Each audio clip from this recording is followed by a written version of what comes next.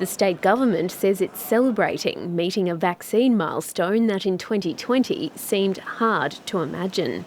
With 80.1% of Queenslanders aged 16 and over now fully vaccinated, Monday's border opening is guaranteed. Today is a day for Queensland. Today is a day for celebrating. But the Australian Medical Association isn't popping the champagne, saying Queensland hospitals are already in crisis and won't cope with surging COVID numbers. We have patients come into the emergency department and there's no bed for them on the ward, so they sit there overnight, hours, in some hospitals days. And it's what's happening in South Australia that's spooking doctors here. Since that state reopened its borders to vaccinated travellers on November 23, there have been 61 new cases. We've got no surge capacity at all, and we'll probably have a bit of a silent war for a while. Hopefully we won't be like Adelaide and suddenly have nearly 20 cases in a week. But importantly, just 2 people have been hospitalised in SA, and both are stable.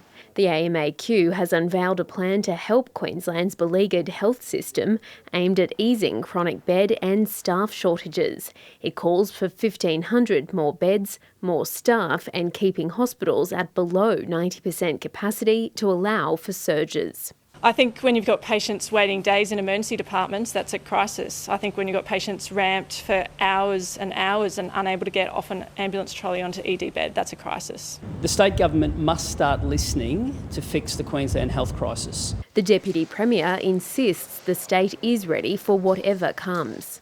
Key part of our COVID planning has been ensuring that we have additional capacity right through the system from ED all the way to ICU.